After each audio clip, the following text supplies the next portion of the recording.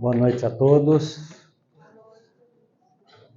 Mais uma vez aqui em nome do Gabriel Delany, agradecer a presença de vocês num feriado, né? Então estamos aqui para trocar mais informações, conhecer um pouco mais e trocar energia com essa casa que também nos acolhe, né? E para a gente iniciar, né, já promover uma egrégora de paz e harmonia, vamos iniciar com uma oração. Então eu peço àqueles que se sentirem mais confortáveis para fecharem seus olhos, serenarem os pensamentos e, elevando o pensamento ao Mestre Jesus Cristo, agradecemos ao Divino Messias por nos acolher, por nos trazer tantas lições maravilhosas, tantos exemplos para aquilo que devemos fazer, que precisamos fazer para galgar os degraus de nossa ascensão espiritual. Agradecemos à casa que nos acolhe, agradecemos aos guias e mentores que estão sempre conosco, auxiliando na nossa jornada. E agradecemos também àqueles irmãos que estão aqui ao nosso lado, numa troca de energia, numa troca fraterna, porque cada abraço, cada sorriso, cada olhar compassivo, amigo, nos faz refletir, nos faz pensar que mesmo aqueles com os quais não temos amizade, nós podemos concorrer uns aos outros numa troca positiva de pensamentos e vibrações. Que possamos abrir mentes e corações para as informações que trabalhamos a seguir. Que assim seja, graças a Deus. Bom, pessoal, e o tema de hoje, a gente precisaria fazer um seminário de 4 semanas, tá? Para falar de Allan Kardec não é fácil, né? E resumir a missão do Allan Kardec, a vida do homem, do espírito Allan Kardec, aqui em 30, 40 minutos, a gente vai ter que fazer simplesmente uma passagem rápida para que depois, curiosos e desejosos de mais conhecimento, vocês possam se aprofundar um pouco. E por que hoje, neste 21 de abril, a gente está falando o tema da equipe doutrinária da casa, sugeriu trabalharmos o tema Allan Kardec? Porque no dia 18 de abril de 1857, ou seja, 3 dias atrás, há 163 anos, era lançado o Livro dos Espíritos, né? Que é o início de toda a doutrina espírita com a codificação, o primeiro livro da codificação. E aí por isso que o tema de hoje é o nobre mestre Allan Kardec. E para falar de Allan Kardec, não dá para a gente falar só da vida dele a partir do nascimento. A gente tem que entender primeiro todo o contexto histórico, espiritual, a partir de Jesus Cristo, para a gente poder entender aonde se situava Kardec quando ele encarnou nesta vida, e onde ele fez a codificação, onde ele trabalhou a codificação, e todas as dificuldades que ele teve para chegar até aí. Então vamos lá, quase 2.000 anos atrás, né? Então não são há 2.000, porque Cristo começou a pregar com 30 anos, né? Então não foi exatamente 2.000. Há 1980 e alguns anos, quando Cristo começou a sua pregação, ele veio trazer para nós a máxima de um único Deus e do amor incondicional, do amar a Deus e ao próximo como a si mesmo. Essa é a máxima trazida por Jesus. Antes, outros profetas vieram falar do Deus único, quando vivíamos numa sociedade, numa humanidade politeísta, né? Vários deuses, rezavam-se, oravam-se para vários deuses. Aí tinha um povo mais preparado falando no Deus único. Daquele povo vieram vários profetas trazer essa mensagem, e aí veio Jesus Cristo para dar o exemplo. Ele não veio só para falar, ele veio para praticar aquilo que ele ensinava. Ele não veio falar para as pessoas, não faça o mal, não critique. Ele dava o exemplo de não fazer o mal, de não criticar, mesmo aquilo que faziam contra aquilo que era o correto. Então tudo começou, a gente pode dizer, como a doutrina espírita é uma doutrina cristã, a gente pode falar que é a partir daqui que a gente começa já a tratar de Kardec. Mas Cristo foi crucificado, tínhamos o Império Romano como detentor do poder bélico, social, cultural, econômico, daquilo que se chamava do mundo conhecido, né? E o Império Romano, quando viu aqueles cristãos, já levamos o mestre dele, mas ficou ainda um monte de seguidor. Temos que persegui-los porque eles não são bons. E aí o Império Romano começou a perseguir os judeus, levavam lá para o Coliseu, crucificava, empalava, jogava para os leões, toda aquela parafernália, aquelas atrocidades que eram feitas pelo Império Romano diante dos cristãos. E os cristãos, enquanto estavam ali para serem trucidados pelos leões, pelos tigres, para serem empalados em estacas, eles estavam entoando cânticos. Eles agradeciam com fé, com fervor, por aquela dificuldade atroz pela qual eles estavam passando. E toda aquela galera, imagina o Coliseu, era um estádio de futebol, né? Todo mundo olhando e ficava bestificado, né? Como que esses caras que estão sofrendo tanto estão lá rezando, orando com tanta fé nesse Deus aí, esse deusinho que eles acreditam? Era isso que eles imaginavam. Né? Trazer para o nosso linguajar popular, era um deusinho. Mas eles ficavam espantados com isso. Passados aí 2, 3 séculos, o Império Romano começou a sua decadência, anos 200, 250 depois de Cristo começou a decadência, mas quando começou a decadência, eles viram que os cristãos continuavam lá, fervorosos, dentro daquela dificuldade, orando nas grutas, fazendo reuniões, arrebanhando mais seguidores, mesmo que assim, sem poder fazer muita propagação daquilo que eles acreditavam. Então, se não me engano, o imperador Constantino e depois o Teodófilo, nome maluco aí que eu não vou me lembrar agora, né? Teosófilo, acho, trouxeram uma lei que passou a aceitar o cristianismo como uma doutrina religiosa. Ou seja, o Império Romano tinha as doutrinas aceitas e começou a aceitar também o cristianismo. Mas aí veio a queda do Império Romano. Né? O Império Romano foi lá, foi invadido, perdeu terra para muçulmanos, perdeu terras para outros, e por aí foi perdendo poder. Mas esses tais de cristãos continuavam com a sua fé e com a sua força. E aí formou-se a Igreja Católica Apostólica Romana, aproveitando-se dessa força da doutrina cristã.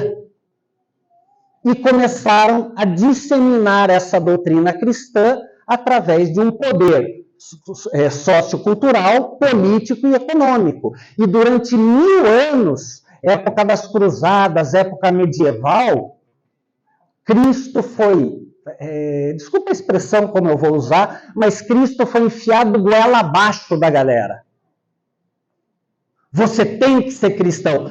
Você ouve vozes? Fogueira, empalado, decapitado.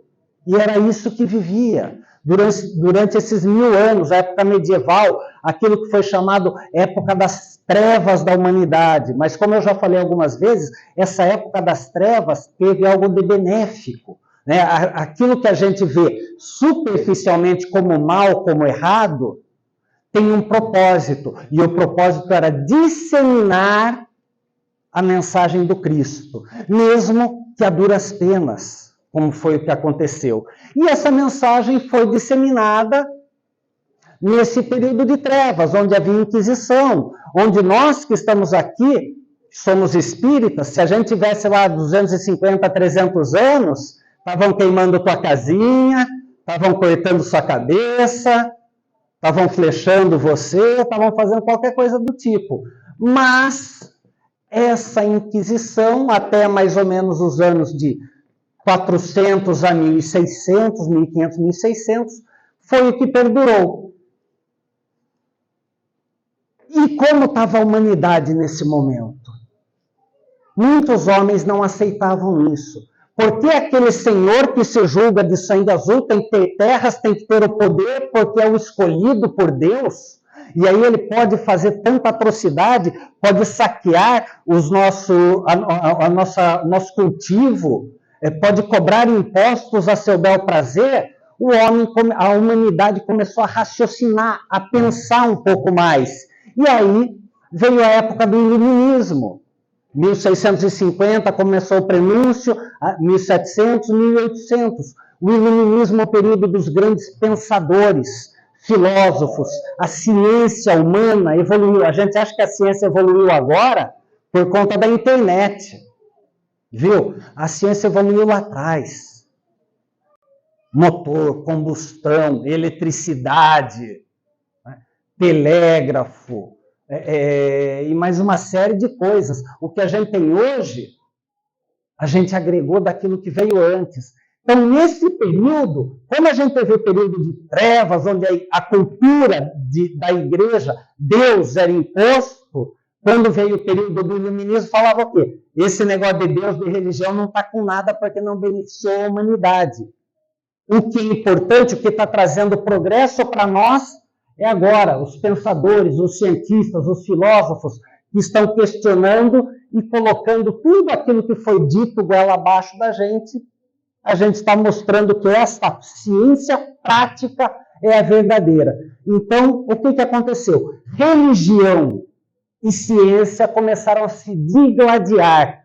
Começou a ter uma briga muito grande. E nesse meio tempo, passamos pela Revolução Francesa, liberdade, igualdade e fraternidade, estava no prenúncio do espiritualismo, não espiritismo, espiritualismo, aqueles pensadores que não iam só para a ciência, mas falavam, tem a ciência, tem a religião, mas deve ter um meio termo onde elas se confluem, né? Onde elas têm sinergia e uma pode se apoiar na outra. Então existia, diante dessas oposições, uma vertente do espiritualismo, o Mesmer com os trabalhos magnéticos, né? Hoje, quando a gente fala do passe, fluidificação, fluido animal, fluido magnético, surgiu tudo lá, prenúncio de 1790 a 1800, com o Mesmer. Diante desse balaio de gato, como a Ana costuma falar, né? Diante dessa coisa toda, o homem se digladiando entre a beatitude, a fé cega, fanática do clero e a negação materialista da ciência. Nesse balaião aí surgiu quem?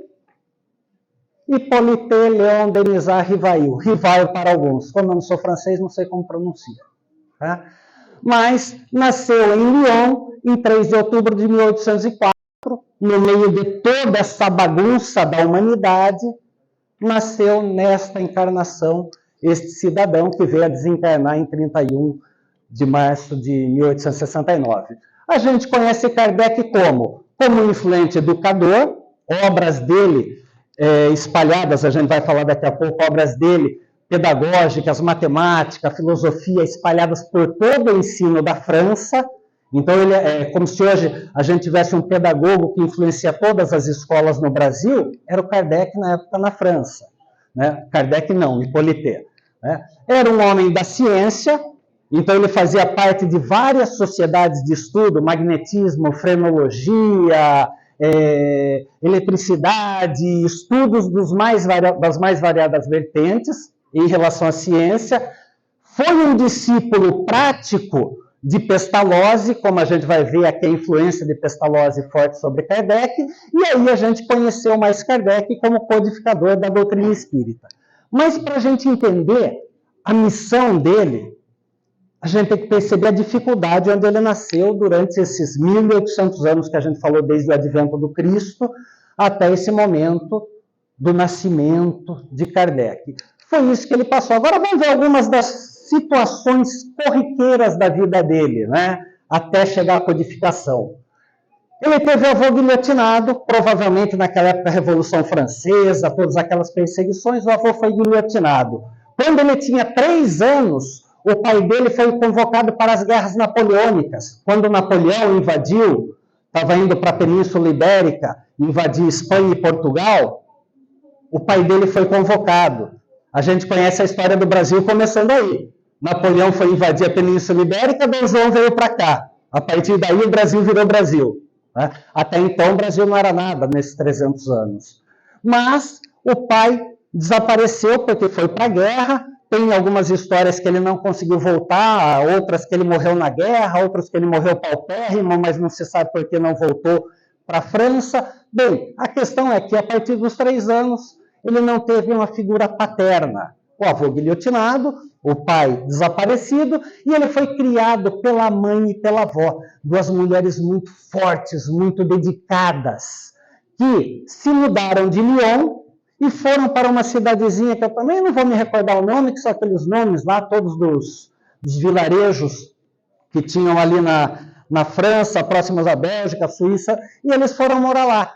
E, lembrem-se, era um período, 1800, que existiam muitas aquelas guerras entre os países, onde um invadia o outro para conquistar mais uma fronteira, mais um pedacinho de terra, mais uma cultura, mais uma montanha, e a cidade onde eles residiam era constantemente invadida ali, quase na fronteira, e eles foram invadidos pelo Império Austríaco, e a mãe e a avó do Kardec falaram o quê? Vamos vender esse nosso pedacinho de terra para mandar o Hippolyte para estudar no Instituto Pestalozzi, que era o quê? Pestalozzi estava iniciando um ensino totalmente diferente daquilo que se conhecia em toda a Europa.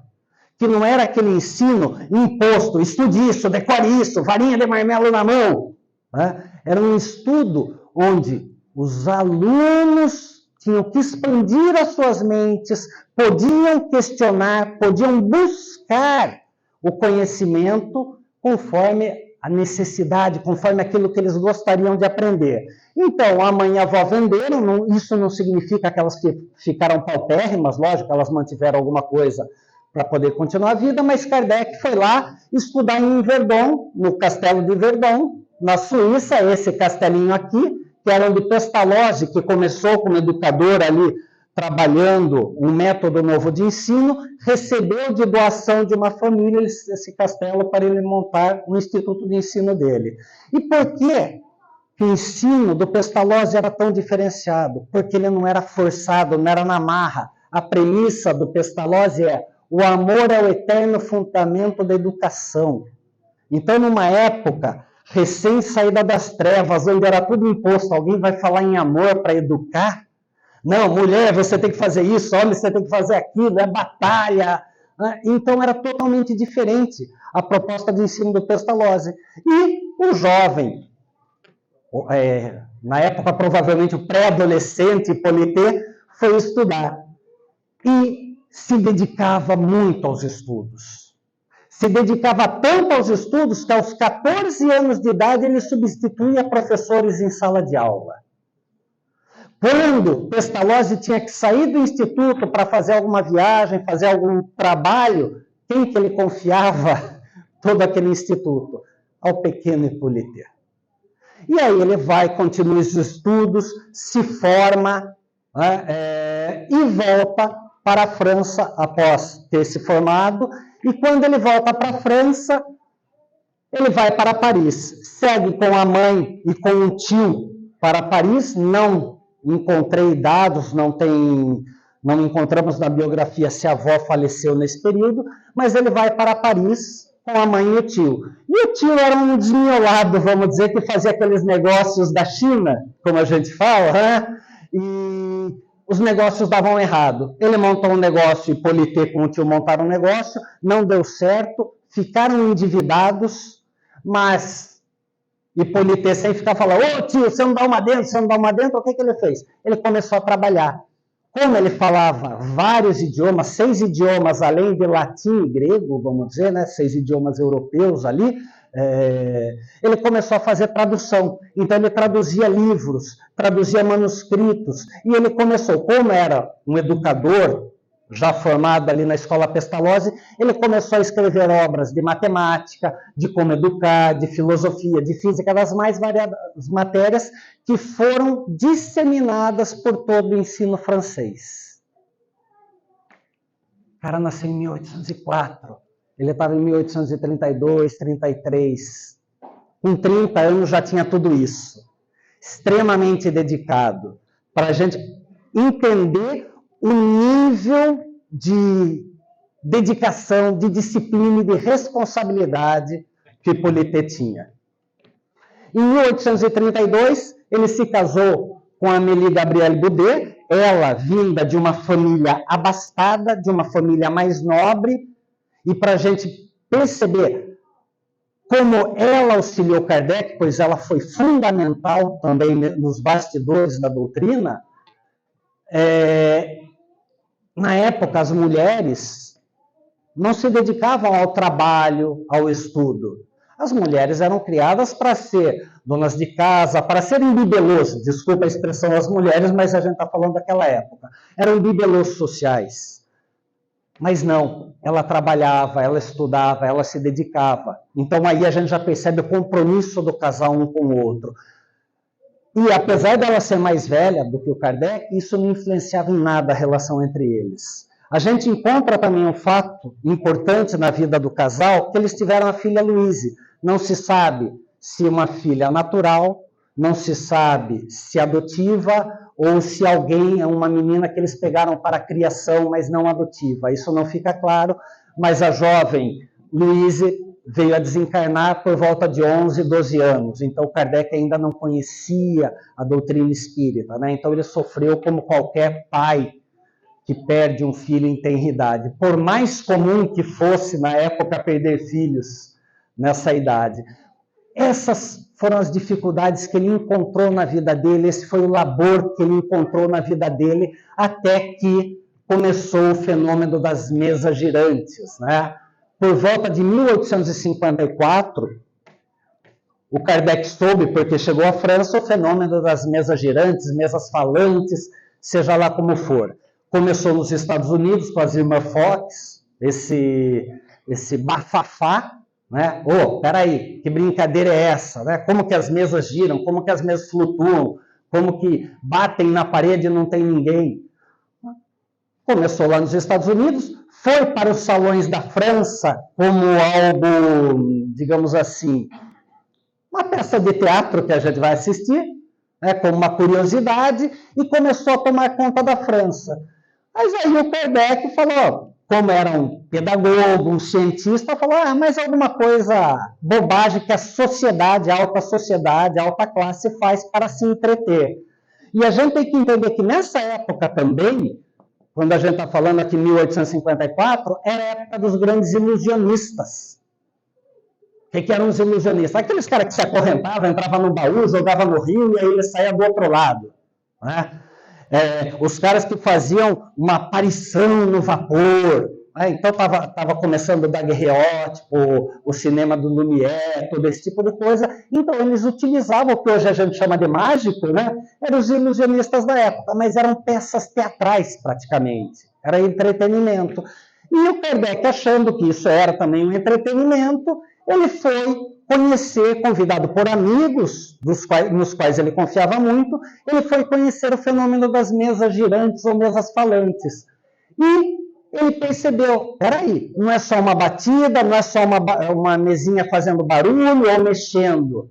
Quando a gente faz uma pergunta, tem uma resposta, e tem uma resposta inteligente. E uma resposta inteligente que as pessoas que estão aqui não teriam como saber, não teriam profundidade científica, filosófica para falar a respeito disso. Ou seja, tem uma causa inteligente que está se comunicando.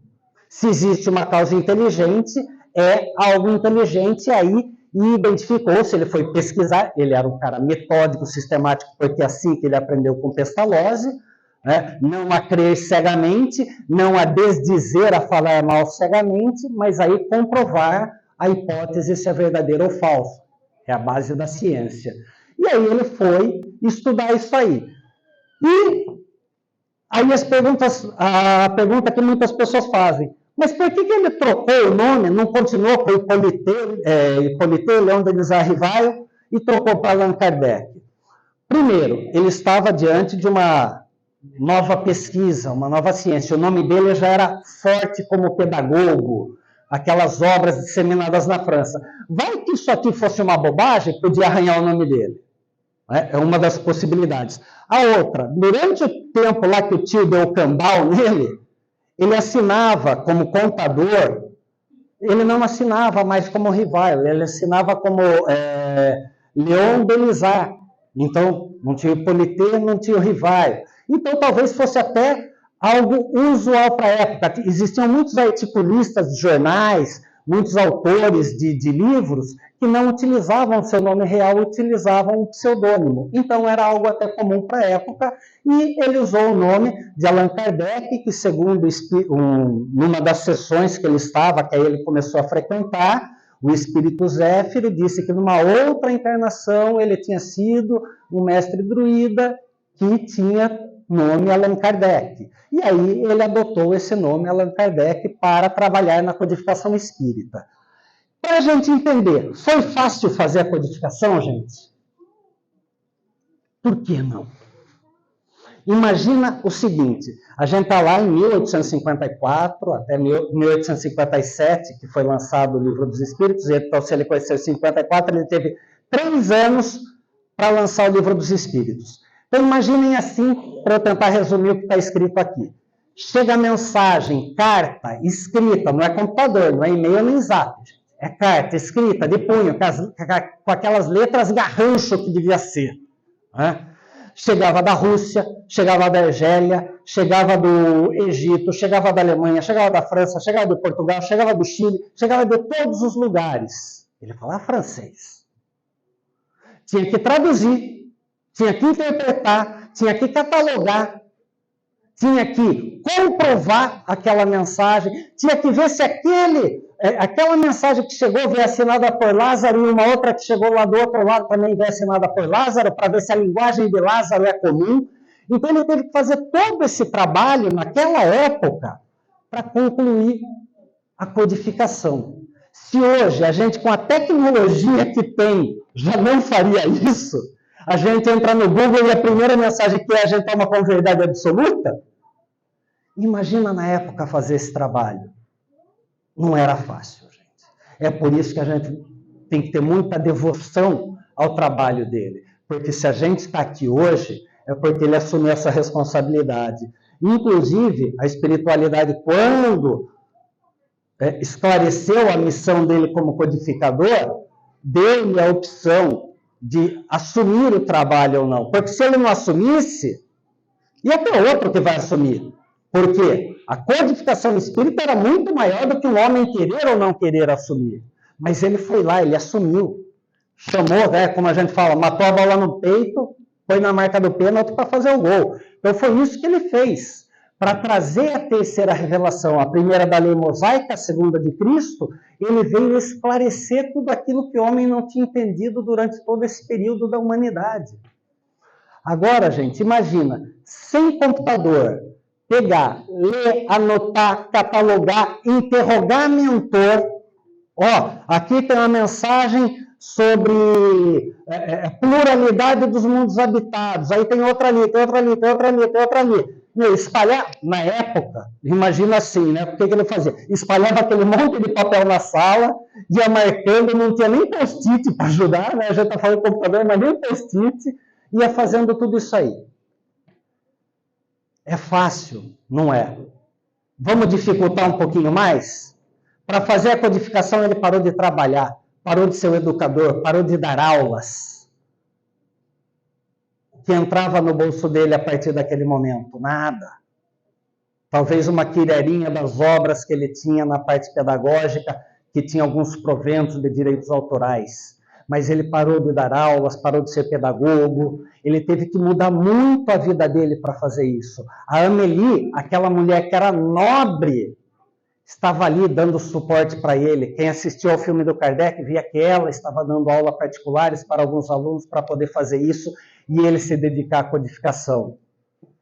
Fácil? 1854, gente. Com toda a tecnologia a gente já fala, é difícil estudar? Imagina na época, com uma ciência que ainda era incipiente e com todo o desenvolvimento científico que a gente tem hoje, com toda a possibilidade de adquirir conhecimento, de fazer troca de conhecimentos. Imagina que uma simples tradução hoje, eu entro aqui eu encontro um tradutor no Google, passo o texto para ele, depois de algum tempo ele me devolve, eu pago com Pix, ele recebe. Na época ele tinha que pegar os papéis, colocar na pastinha, uma carruagem, um cavalo, alguma coisa, atravessar Paris para levar para uma pessoa. Ele passava um dia inteiro para fazer só uma coisa, levar uma tradução para a pessoa. Então olha a dificuldade que era para fazer isso. E cheio de detratores, cheio de gente falando mal. Esses espíritas são tudo maluco, é tudo gente doida. Eram internados em hospícios na época. Muitos espíritas eram levados para hospícios. Na época, tinha como detratores a igreja que, por mais que já tivesse perdido todo aquele poder político, cultural, econômico, ainda era a grande maioria. E a igreja falava mal. Os pastores, os sacerdotes nas igrejas faziam pregações, ao invés de falar do Cristo, de Deus, de bem-aventuranças ou qualquer coisa, ficava uma pregação inteira só falando mal de espiritismo. Então tinha detratores, a igreja e todos os clérigos, os cientistas e mais racionais falam, lembra daquele nosso amigo Hippolyte? Despirocou, endoidou, está falando com os fantasminhas dele lá, está indo numa falsa ciência, e começaram a desdenhar dele. Escritores e jornalistas, gente, se hoje escrever um livro e publicar não é fácil, imagine na época publicar livro. E publicavam livros para falar mal de Kardec e do Espiritismo. Teve um livro publicado que falava que o Kardec era o homem mais rico da Europa. Ele pegava o dinheiro de todos esses espíritas doidinhos, que davam dinheiro para ele, que doavam para ele. Mas ninguém foi bater na porta da casa dele para ver a situação que eles estavam passando. Os detratores, escritores e jornalistas escreviam peças e mais laudas e etc., sem ter lido o livro dos espíritos. Como é que eu vou falar mal de uma coisa que eu não conheço? Imagina a fake news que rolava na época, era exatamente isso. E a própria sociedade materialista, né? Fala, viu, como é que eu vou pensar em vida futura, o negócio é agora, deixa eu sacanear os outros, que eu quero meu dinheirinho agora, que eu quero pegar a mulher do outro, que eu quero isso, que eu quero aquilo, quero pular seca. Então, todos os que eram materialistas estavam desdenhando dele, dos espíritas como um todo, mas do Kardec. Livreiros, que eram as livrarias da época, os livreiros, que não queriam vender as obras espíritas. Por quê? Não, eu sou católico, isso aqui é obra do demônio. Então dificultava a disseminação. Dentro de tudo isso aí, ele estava lutando. E a gente reclama quando tem um espinho na sola do pé. Para ver a lição do homem. Um pouquinho mais adiante, se a gente pensar, a gente conhece os 5 livros da codificação, não é? De 1857 a 1869, desencarne dele, 22 obras publicadas. A gente male 5. A gente male estuda 5 da codificação. Todas as obras de Kardec, para a gente pegar, a gente conhece Livro dos Espíritos, Livro dos Médiuns, ou outro nome do Livro dos Médiuns, Guia dos Médiuns e Evocadores. Por quê? Porque o médium não é só aquele que recebe, o médium sabe se comunicar com os espíritos. Isso é um tema que a gente pode depois desenvolver. Mas a gente parou a ciência espírita talvez aqui e parou de evoluir, como a gente vai ver daqui a pouco. Então a gente conhece Livro dos Espíritos, Médiuns, o Evangelho segundo o Espiritismo, o Céu e o Inferno e a Gênese. E a gente acha que é só isso. Mas tem todas essas outras obras. O que é o Espiritismo? Foi a segunda obra dele. Que ele não aguentava mais a galera parar, perguntar, Kardec, me explica o Espiritismo, Kardec, me explica o Espiritismo. Ele fez um livrinho, que era o resumo do Livro dos Espíritos, com as principais informações, dúvidas e questionamentos. Colocou também as principais refutações de uma conversa que ele teve com um sacerdote, com um cético e um crítico, colocou e publicou esse livro que é o Espiritismo. Eu diria que é a primeira obra que todo espírita deveria estudar. Quem não leu, eu sugiro que leia.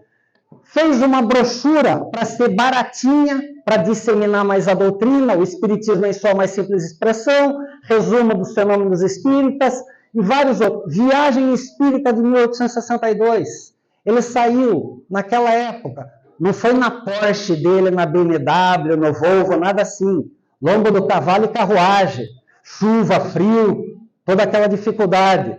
Ele foi viajar pela França, Bélgica, para disseminar a doutrina espírita, visitar, na época não se chamava centros espíritas, mas visitar as sociedades espíritas de Lyon, Bordeaux, Rennes e por aí vai, para incentivar os espíritas daquelas cidades e disseminar a doutrina. E todo mês publicou, desde 1858 até 1869, a Revista Espírita. Todo mês publicar uma revista. Se hoje não é fácil, imagina na época.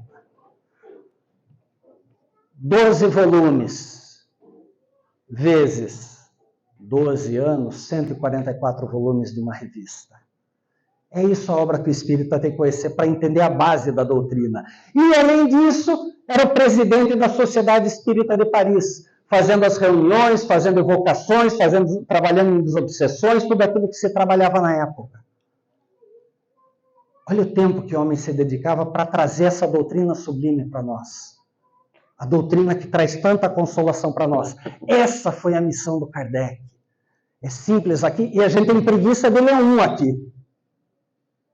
Não vou fazer a sacanagem de perguntar quem já leu, né? Mas vamos dizer, a gente tem preguiça de ler isso aqui, tem preguiça de estudar. Não gosto de ler, mas também não vou na internet, não vou buscar um áudio, um vídeo, algo do tipo. Olha o trabalho que ele trouxe, que ele teve para trazer isso para nós e a gente não vai atrás.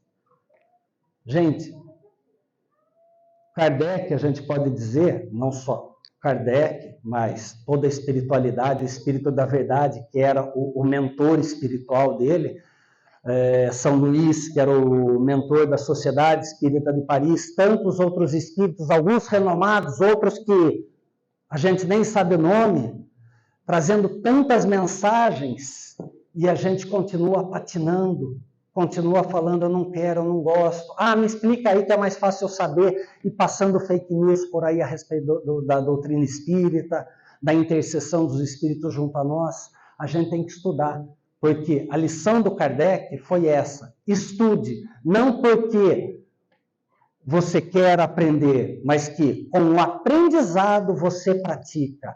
E ele trouxe tudo isso para a gente com amor, com benevolência. Ele teve que se despir de crenças científicas. Ele era um eminente cientista, fazia parte de vários trabalhos. Sociedade Parisiense de Frenologia, eles estudavam o quê? Depois constatou-se que era uma pseudociência. Mas eles acreditavam que conforme o tamanho da caixa cerebral, as pessoas adquiririam mais ou menos conhecimento, seriam mais ou menos inteligentes. Na época, começava a se estudar isso. Ele acreditava nisso, estava estudando. Mas ele teve que se despir e entender que aquilo era errado. Se você pega a doutrina espírita, às vezes ele fala dos povos... pensa que a gente está falando em 1850, que os negros e a gente aqui da América do Sul éramos subdesenvolvidos. E era o pensamento vigente da época. Então não significa que ele era racista, que ele discriminava. Não, era o pensamento vigente da época.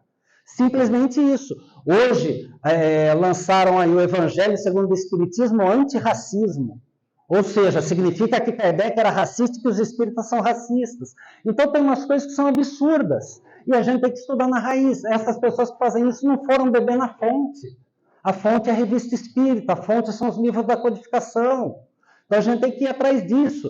Então pensa, ele teve que se despir de crenças, problemas de saúde que os espíritos, Dr. Demério, a viúva Fulon, o próprio São Luís falavam: Kardec, você tem problema cardíaco, velho, segura a onda.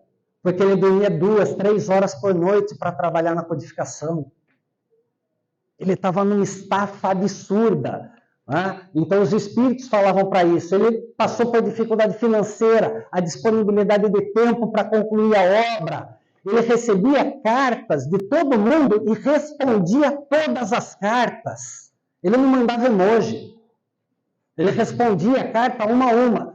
Em outubro de 1866, o espírito do Dr. Demério falou para ele: pare de responder as cartas, publique uma nota na Revista Espírita que como a obra é mais importante do que satisfazer uma ou outra curiosidade, você não vai responder mais as cartas. E ele fez isso, porque ele estava dificultando a saúde dele e talvez não concluísse a obra. Todas as viagens que ele fazia, os ataques pessoais, que as pessoas falavam, esse Kardec é maluco, ele falava assim, podem falar do Allan Kardec o que vocês quiserem. Agora, aquilo que vocês estão refutando da doutrina espírita, ele vinha explicando, item por item. Se fosse com a gente, ai meu orgulho ferido, já entrava com os dois pés no peito. Entendeu? Então é essa a lição que o Kardec veio trazer para a gente. Não só da codificação, mas da dedicação, do trabalho, da disciplina, da responsabilidade para com a humanidade. Hoje, nós que estamos aqui, não somos meros curiosos a respeito da doutrina espírita. A gente tem que estudar para poder levar a consolação que os espíritos trazem para nós. A quem muito foi dado, mais será pedido, Cristo disse.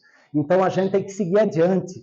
Na época, Kardec nos disse, o espiritismo não é uma doutrina teológica, era uma doutrina científica, filosófica e moral. Todas as religiões, não falava assim, o espiritismo é a religião do futuro, mas sim, é o futuro das religiões. Por quê? Existiam católicos, existiam judeus, existiam muçulmanos que escreviam para Kardec e falavam, eu entendi mais a minha religião estudando as obras do espiritismo. Porque ela traz aquilo que a minha religião não trazia, que ela era muito dogmática ou fanática, eu consegui compreender melhor estudando a doutrina espírita. Porque Kardec trouxe a doutrina que não era dele, a doutrina que era dos espíritos, que traziam o quê? Moral autônoma. O que é moral autônoma? Já falei várias vezes para você, é uma moral própria, autônoma, do próprio indivíduo. Não é algo que é imposto de fora para dentro. É algo que vem a informação, mas eu desenvolvo a minha moral conforme a minha pegada, conforme meu conhecimento, meu entendimento, minha bagagem intelectual, minha bagagem emocional, sentimental. Era isso que Kardec estava denunciando a todos nós. E Kardec falou para a gente, nunca se esqueçam, controle universal dos ensinamentos espíritos. Uma mensagem trazida por um espírito, por um médium, não é verdade. É somente uma mensagem isolada.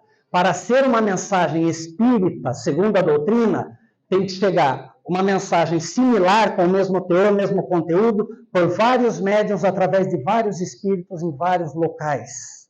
Então, se hoje, Marcelo aqui, olha, São Luís veio aqui e falou comigo que tem que fazer tal coisa. Primeiro, duvida. Duvida, é a primeira coisa que tem que fazer. Não é porque, os ET vão invadir porque o médium tal falou. Não. Os trevosos topeiras vão sair do centro da Terra e vão invadir. Não, não tem isso também, gente. O cometa, planeta Chupão vai passar e vai levar a galera para lá sim. Calma, gente, calma. Calma. Controle universal dos ensinamentos espíritas. Cuidado para não publicar fake news. Era uma das coisas que o Kardec fazia antes. Estão falando mal esta obra e ele vinha trazendo os porquês. Estão errados os apontamentos que estão trazendo. E, para a gente poder fechar, gente, muitos falam que seguem a doutrina kardecista. A doutrina não é kardecista. Se Kardec estivesse aqui agora, ele ia falar. A doutrina é dos espíritos. É a doutrina espírita ou dos espíritos. Não há kardecismo, porque a doutrina não é de um homem. Eu sou simplesmente o codificador desta obra. E isso é muito importante a gente entender. Existem doutrinas espiritualistas. Espiritismo é essa doutrina baseada nas obras de Kardec, mas que não é a obra dele. Tanto é que ele falou, a codificação é só o ponto inicial para vocês estudarem. Mas ainda muitas coisas estão por vir. E quando a ciência falar que a doutrina, o espiritismo, alguns pontos estão errados, siga com a ciência, porque a ciência está evoluindo. Aquilo que eu trouxe estava lá em 1850, 1860. Então, continuem estudando. A gente não pode parar. Então, se a gente olhar para a missão do Allan Kardec, tudo aquilo que ele trouxe para a gente não pode parar de estudar. A gente tem que se aprofundar no conhecimento. E se, nesse momento, ele estivesse aqui, agora a única coisa que a gente poderia falar para ele é gratidão, Allan Kardec. Gratidão, mestre lionês. Entendendo um pouco mais da sua história, eu vou me dedicar muito mais à busca de conhecimento e entendimento. E eu espero que com essas palavras a gente possa abrir um pouco mais a nossa mente e sair atrás do conhecimento da doutrina espírita, que é tão importante para nós. Tá certo? E agora, para a gente poder encerrar e preparar para a fluidificação, eu vou pedir que mais uma vez a gente confortavelmente se sente nas cadeiras e mentalizando mais uma vez o Mestre Jesus Cristo. Agradecemos pela troca de energia, agradecemos pela oportunidade de estarmos aqui trocando experiências, trocando conhecimento, aprendendo um pouco mais da vida e obra do Mestre Lyonês e que nos sirva de lição para que também possamos ser co-criadores dessa obra, da obra de Deus, da obra de Jesus, da obra de Allan Kardec e todos os espíritos que concorrem para que a humanidade evolua e cresça em caridade e fraternidade. Que assim seja, graças a Deus. Gratidão, pessoal. Agora vamos aguardar aqui, em silêncio, para o passe. Se alguém, logicamente, tiver alguma pergunta, algum questionamento, alguma dúvida, a gente está aqui à disposição.